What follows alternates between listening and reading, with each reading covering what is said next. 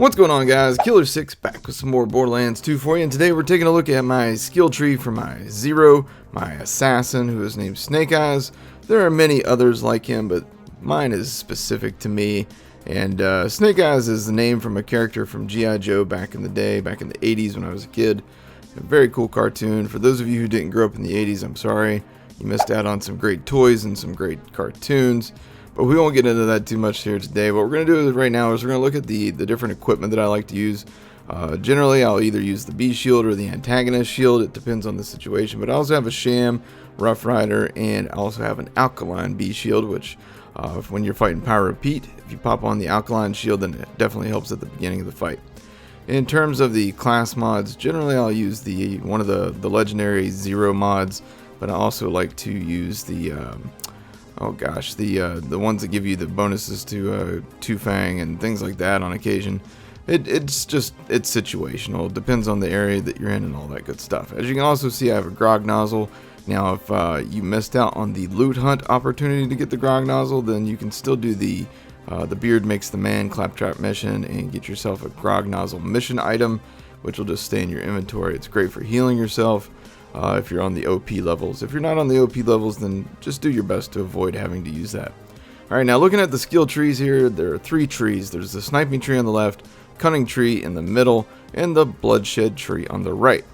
Bloodshed Tree obviously is more geared toward melee. Cunning Tree is geared towards stealth, and I always like to go all the way to the bottom of that. That's just how I like to play.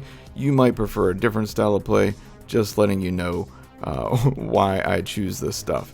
As you can see here in the middle tree, I usually like to go down the left hand side. This would be how I would start if I was starting a new ZER0 and I wanted to play the exact same way that I currently play. I would just go right down this middle tree, and I would go with these options as I go down. Death Mark, you want to get that as soon as possible. Rising Shot is amazing. Now, in terms of Two Fang, and actually let's start with Unforeseen. Unforeseen I don't really feel like is worth the 5 points that you spend on it. And same with Two Fang. Two Fang is great if you're using something like an Infinity Pistol, where you want to get out a bunch of shots really quick and you get the extra shot, but generally speaking, I don't bother with that. If you're doing an Infinity build, then sure, yeah, use Two Fang. Alright, now in terms of the Sniping Tree, even though it's all about sniping, it's not necessarily 100% about sniping. You've got skills here that will help you on bore, especially, is amazing. Velocity you want to avoid if you're using a Pimpernel, because the extra bullet speed that it gives you keeps those extra projectiles from hitting inside your target. So yeah, now one shot one kill is great if you're using an Infinity Pistol build again, but you know, for general use, I would say avoid it. Precision just gives you bonus accuracy.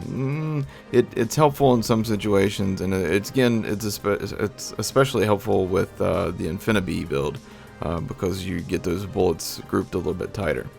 Alright, now if we move back over to the Bloodshed Tree, then what I normally like to do here is I will do the first option there, the Killing Blow, and then normally I don't do Iron Hands because I'm not going to be meleeing that many people the way that I like to play. I like to play medium far range, and I usually don't like to get up close and personal unless I absolutely have to. So I go with some points in Killing Blow, and again you'll get bonuses because of your class mod. And then I usually put 5 points into Grim, and then I get down to Follow Through.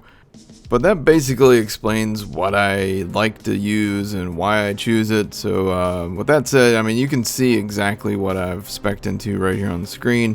So let's just go ahead and jump into some general mobbing, and usually I like to do the beatdown for that. So this way you can kind of see how this build works, and this is going to be OP8, and let's get into it. Alright, we're going to start off with the Pimpernel, and as you can see here, you want to try and aim low on enemies with the Pimpernel, because then those extra projectiles will pop out and do that extra damage. We're using the B shield here just to get that further damage. Little hipfire snipe action there for you. Basically with this build, bang, that guy just exploded. Oh, I got my hopes up there. I saw blue. I still haven't gotten my legit Cobra yet, so I'm still wanting to get that. But with the Pimpernel and using the B shield, you're going to do a massive amount of damage, but you need to make sure that you don't get hit. Now, if you do get hit, your shield's down, just make sure that you're being smart at that point, because you're still going to do massive amounts of damage with the Pimpernel, even without a bee shield. But with the bee shield, you're going to absolutely wreck enemies. So my accuracy leaves something to be desired here. I just shot through his legs 3 times there in a row, but let's not worry about that.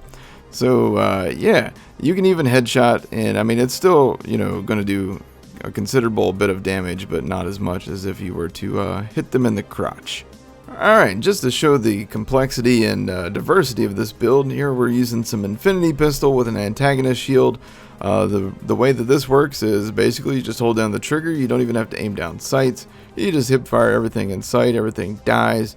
Usually things won't kill you unless you stand there and let them shoot you for a while, because as they hit you or shoot you, you pop out little slag balls that seek them out and do damage to them. And then here we have the Bee Hawk. Now, the Bee Hawk is either loved or hated by many. Basically, I use the Bee Hawk as if I was sniping, like a medium range sniping, basically. I keep a good bit of distance between me and my targets, and I just light them up from range. And Bee Hawk is amazing at that. And then that about does it, guys. I hope you guys enjoyed my build video. If you liked it, then hit that like button, subscribe if you haven't already. And next week we're going to cover my Gunzerker build, and then the following week after that we'll cover my Siren build, and then we'll let you guys decide what you want after that, if it's Axton or the Necromancer or Krieg. Alright guys, thank you for watching. Take care.